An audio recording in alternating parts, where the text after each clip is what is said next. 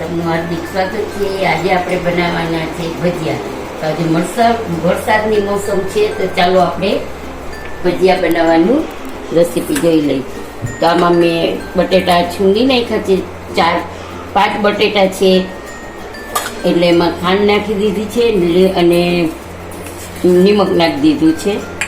અને આપણે બનાવવાના છે ગ્રીન જ, એટલે બીજો કાંઈ મસાલો નથી નાખવાનો, કે એમાં આદુ મરચાંની પેસ્ટ વધારે નાખી દઈશું એટલે ખાસ આવી જશે।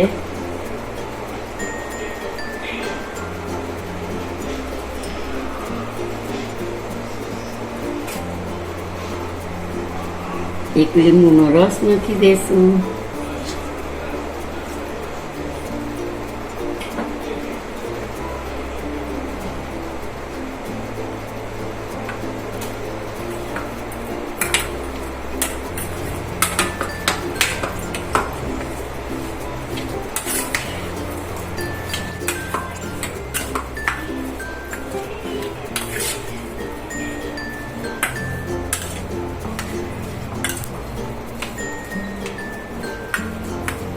ધાણા ભાજી નથી ને ધાણા ભાજી હોય તો તમે ધાણા ભાજી પણ નાખી શકો છો।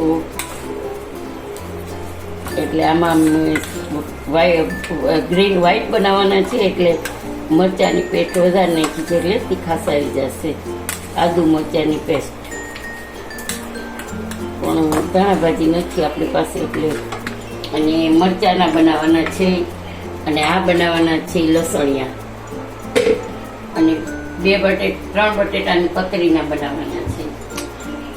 અને આપણે તેલ મુકાઈ ગયું છે, અને ચણાનો લોટ મેં પાણી ધોઈ લીધો છે, તો તમે જોઈ શકો છો એમાં હળદર ને નિમક મેં નાખી દીધું છે। તો તમે જોઈ શકો છો કે એની લોટની કન્સિસ્ટન્સી કેવી રાખવાની છે, આપણે પતલો જાડો કેવો રાખવાનો છે જોઈ લો તમે। પતલો રાખવાનો છે, આવી રીતે આપણું બેટર પડે ને એવી રીતે આપણે રાખવાનું છે। તો જો ગાઈઝ, આપણે બટેટીને કાપો મારી અને લસણની ચટણી ભરી દીધી છે। તો હવે આપણે બટેટી આમાં આખા ભરેલા બટેટા આવી રીતે આપણે આમાં મૂકશું। ગેસની ફ્લેમ ફાસ્ટ કરી નાખી છે।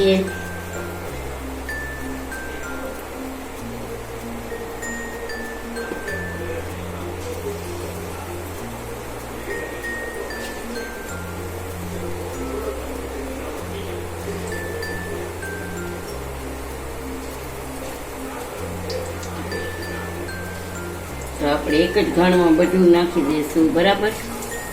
બટેટી 2-3 જ ખાવાની હોય, બહુ ખાતા ન હોય, ભરેલી છે એટલે।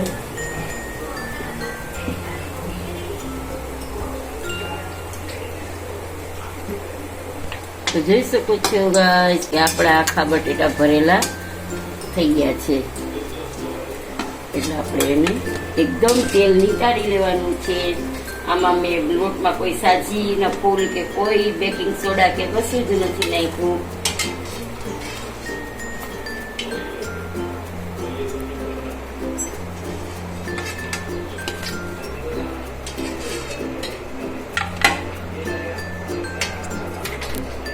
જોઈ શકો છો ગાઈસ, આપણે મરચાંના ભજીયા તૈયાર થઈ ગયા છે।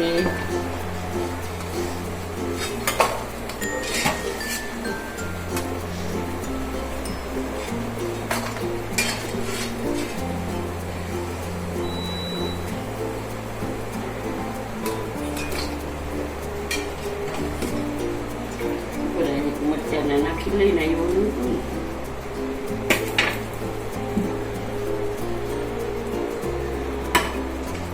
ચાલો મરચાંના ભજીયા નાખીએ છીએ, જોઈ શકો છો આવી રીતે। મરચાંમાં મેં લીંબુ ને નિમક ચોળીને રાખ્યા હતા, એટલે થોડાક મોડા પડી જશે અને ખાવામાં પણ મજા આવશે તમને।